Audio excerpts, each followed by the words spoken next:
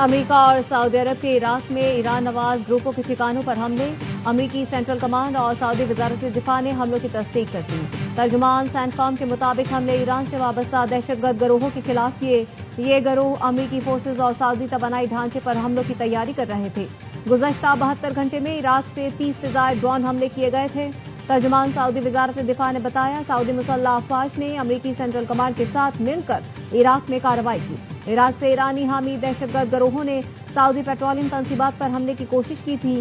کشیدگی میں اضافے کے خواہاں نہیں، لیکن جارحیت کا بھرپور جواب دیں گے۔ پاپولر موبلائزیشن فورسز نے حملوں میں 20 افراد کی ہلاکت کی تصدیق کی ہے۔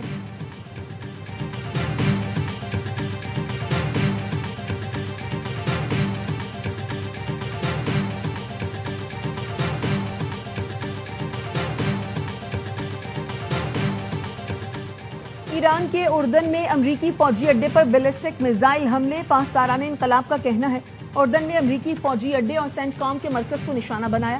آبنہ ہرمز میں وارننگ نظر انداز کرنے والے 3 آئل ٹینکرز کو بھی روک لیا گیا۔ امریکی فوج کے مطابق پاسداران انقلاب نے مشرق وسطی میں امریکی اڈوں پر متعدد بیلسٹک میزائل داغے، جنہیں روک لیا گیا۔ سیکیورٹی فورسز کا خیبر پختونخوا اور بلوچستان میں آپریشن، 32 دہشت گرد ہلاک۔ فتنۃ الخوارج کے 24 دہشت گرد خیبر میں 28 اور 29 جولائی کی درمیانی شب انٹیلیجنس بیسڈ آپریشن کے دوران ہلاک ہوئے۔ 8 دہشت گرد بلوچستان کے ضلع نوشکی میں ہلاک ہوئے۔ ISPR کے مطابق دہشت گردوں کے متعدد ٹھکانوں کو مؤثر انداز میں نشانہ بنایا۔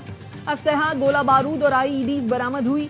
وزیر اعظم شہباز شریف اور وزیر داخلہ محسن نقوی کا سیکیورٹی فورسز کو خراج تحسین۔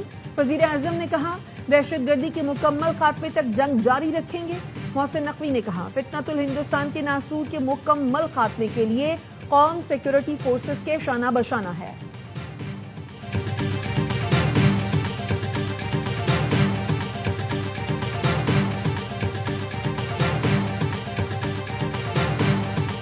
پاکستان پیپلز پارٹی کا مقابلہ اس سیاسی جماعت سے ہے جو نسل در نسل، نسل در نسل تانبی کے پیداوار ہے۔ جب بھی وہ وزیر اعظم کے کرسی پہ بیٹھے ہیں، وہ دھاندلی کی وجہ سے۔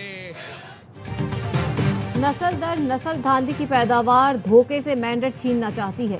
جن پولنگ سٹیشنز پر قبضہ کیا گیا تھا، ہم ان کے نتائج قبول کرنے کے لیے تیار نہیں۔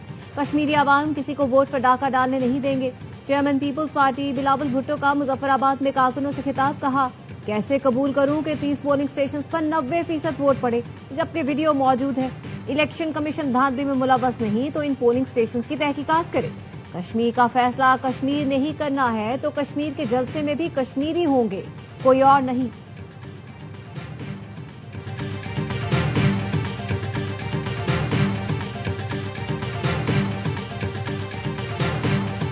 ٹرن آؤٹ 25%، 26%، 30%، یعنی کہ 95% لوگ پہاڑوں سے اترے۔ کوئی لنڈن نہیں تھا، کوئی یورپ نہیں تھا، کوئی مڈل ایسٹ میں نہیں تھا، کوئی بیمار نہیں تھا، کوئی فوت نہیں ہوا 5 سال میں، اور یہ معجزہ ہو گیا چیف جسٹس صاحب آپ کی نگرانی میں۔ صاف شفاف انتخابات کے دوران یہ سب کچھ ہو گیا۔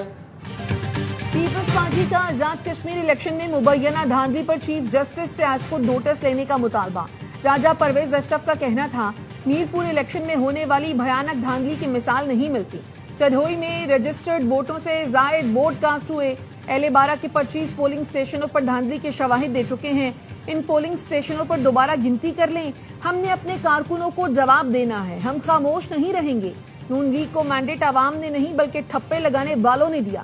میر پور کے بہت سے پولنگ سٹیشنز 100% ٹرن آؤٹ رہا۔ راجہ پرویز اشرف نے اہل 12 میں ٹھپے لگانے کی ویڈیو دکھا دی۔ وزیر اعلیٰ پنجاب مریم نواز کا طنزیہ ٹویٹ، لکھا، پیپلز پارٹی دھاندلی کی باریک واردات کی ماسٹر، دھاندلی کا رونا رو رہی ہے۔ پوچھا، قیامت کتنے بجے ہے؟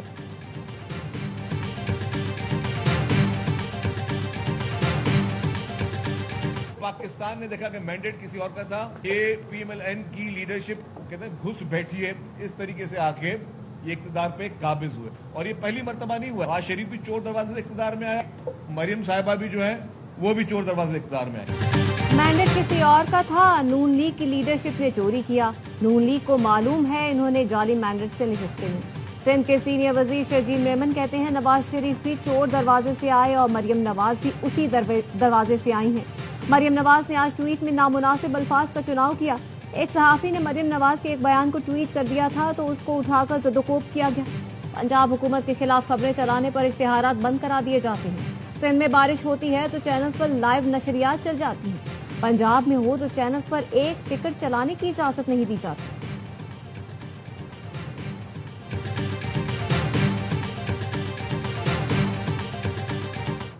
انہوں نے کہا کہ ریاست کا مفاد جو ہے وہ نون لیگ کا مفاد بن گیا ہے۔ صدر مملکت کے عہدے کے مفاد کی بات ہو رہی ہے یا چیئرمین سینٹ اور ڈپٹی اسپیکر قومی اسمبلی کے عہدے کے مفاد کی بات ہو رہی ہے؟ دو صوبوں کی گورنرشپ کے مفاد کی بات ہو رہی ہے یا مسلسل چوتھی مرتبہ کراچی پر قبضے کے مفاد کی بات ہو رہی ہے؟ کل بلاول بھٹو نے کہا ریاست کا مفاد نون لیگ کا مفاد بن گیا ہے۔ کیا یہاں پر صدر یا چیئرمین سینٹ کے عہدے کی بات ہو رہی ہے، دو صوبوں کے گورنرز کی بات ہو رہی ہے یا سندھ پر چوتھی مرتبہ حکومت کی بات ہو رہی ہے؟ وزیر اطلاعات پنجاب عظما بخاری کہتی ہیں بلاول بھٹو کل سارا دن صفائیاں دیتے رہے کہ میرے بیان کا یہ مطلب نہیں تھا۔ بلاول بھٹو نے کل دن بھر کسی کا گریبان پکڑا اور پھر رات تک پاؤں پکڑ کر وضاحتیں پیش کرتے رہے۔ اگر ہمت نہیں تھی تو بولنا نہیں تھا، اگر بولا تھا تو اپنے بیان پر قائم رہیں۔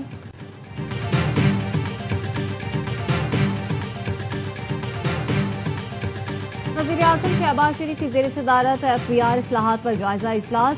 وزیر اعظم کے مختلف شعبوں میں ٹیکس استداد کا جامع اور سائنٹیفک تخمینہ تیار کرنے کی ہدایت۔ کہا پاور سیکٹر کے تعاون سے ٹیکس چوری، غیر رسمی معیشت میں ملوث عناصر کے خلاف کارروائی کی جائے۔ چینی کی پیداواری شعبے FBR کے اعداد و شمار میں ہم آہنگی ٹریکنگ سسٹم کی کامیابی کا ثبوت ہے۔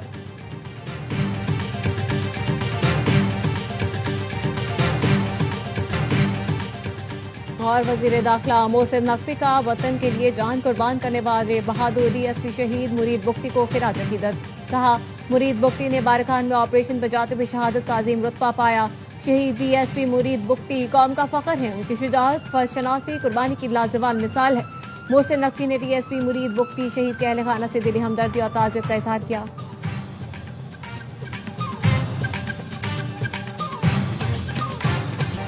کویت کے وزیر خارجہ شیخ جرح جابر الاحمد الصباح کی دفتر خارجہ آمد۔ نائب وزیر اعظم اسحاق ڈار سے ملاقات۔ پاکستان اور کویت کا علاقائی و عالمی امور پر قریبی تعاون جاری رکھنے پر اتفاق۔